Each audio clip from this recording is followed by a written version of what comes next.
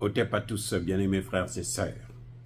Ce que Nicolas Sarkozy a fait à Laurent Gbagbo, c'est ce que Emmanuel Macron a voulu faire au Mali, au Burkina et au Niger, y compris même au Centrafrique. Et c'est ce qu'il a malheureusement réussi en partie en Guinée-Conakry et au Gabon. Je m'explique. Sarkozy a organisé avec les Nations Unies et les États-Unis des élections en Côte d'Ivoire. Parce qu'il faut dire que ce sont eux qui ont organisé les élections. Hein? Vous comprenez, non? C'est pour ça que c'était eux qui ont proclamé. Ils ont proclamé les élections. Ils ont même enlevé, ils ont kidnappé le président de la commission électorale indépendante pour l'amener dans un hôtel pour dire « Proclame-nous les résultats, dis que c'est Ouattara qui a gagné ». Et puis c'est ce qui a été fait, alors que ce n'est pas Ouattara qui avait gagné, comme venait de le dire encore une fois de plus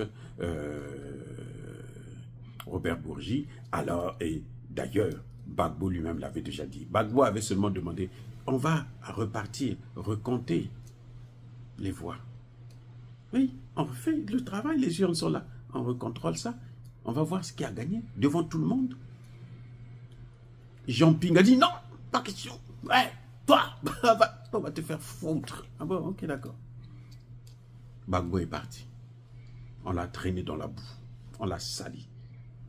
Et qu'est-ce qui se passe? Quelques années après, Jean Ping lui-même, il aura le même cas. L'autre va gagner, il va gagner l'élection. Quelqu'un d'autre prend le pouvoir. Maintenant, il appelle la communauté. Oh, intervenez! La communauté a déjà dit non, on n'a pas recompté. Chez Gbagbo, toi aussi on ne recompte pas, va te faire cuire un œuf. Pauvre Chinois enculé. Allez, va là-bas. Vous voyez, ce qu'on fait là, ça, on paye. Bref, Sarkozy donc va tricher, va enlever Gbagbo par la force et il va placer lui-même Alassane Ouattara. Il l'a mis au pouvoir. Mais Emmanuel Macron a voulu faire la même chose au Mali. Vous vous souvenez pas? Quand Assimi Goïta fait le coup d'État,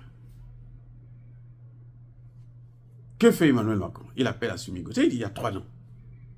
Parmi les 3 noms là, tu choisis 2. Il y a un qui sera un bon président, un autre qui sera un bon premier ministre, qui vont servir mes intérêts à moi. Moi, le colon, hein, c'est pour moi, le Mali m'appartient. Donc voilà. J'ai dit maintenant, exécute. Assimi Goïta qui dit non, ça ne se passera pas comme ça ici. Ça, c'est pas la Côte d'Ivoire.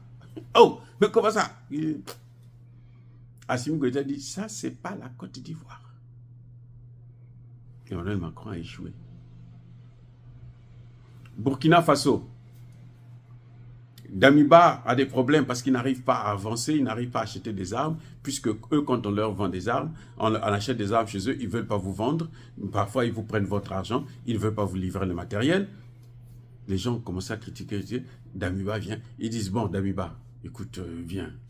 Ils invitent Damiba à New York, on va boire le champagne, oh, ils ont bu le champagne, la fête. Ah bon, hein?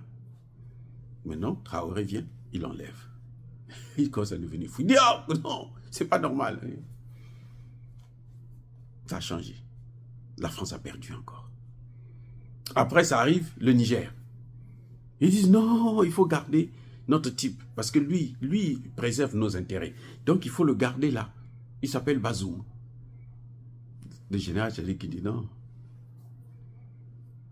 Ça, c'était hier. À l'époque, là, vous étiez les maîtres du Niger. Maintenant, c'est nous qui sommes les maîtres du Niger. Ça, les décisions ne viendront plus de la France, mais ça viendra de Niamey. Comment ça? Il faut faire la guerre. On va faire exactement comme on a fait en Côte d'Ivoire. Et celui qu'on a mis en Côte d'Ivoire, on lui demande, bon allez, mets l'argent pour faire la guerre. C'est pour ça qu'il vient et dit, j'ai déjà un bataillon qui est prêt. L'argent est déjà débloqué pour 3 mois. Ah bon? La guerre en Ukraine, on ne savait pas que ça allait durer autant de temps. Hein. La guerre, c'est l'usure. Eh oui, la France a échoué. Au Tchad, Emmanuel Macron est parti. Les pays africains de l'Afrique centrale ont décidé que, bon, petit, tu prends le pouvoir là. Nous, on va te soutenir. Tu prends ça. Macron a voyagé, il est venu. Il voulait changer. On dit non. Nous avons dit c'est ça. Il dit bon, je me contente de ça, mais il faut que tu préserves mes intérêts. Le gars qui dit non. C'est fini ça. La colonisation, terminée. Maintenant, si tu as besoin de faire la colonisation, là, tu vas en Côte d'Ivoire. Tu vas au Sénégal. Et il a échoué. Centrafrique, pareil. Touadéra, il dit non. Maintenant, prenez vos bagages là. Partez.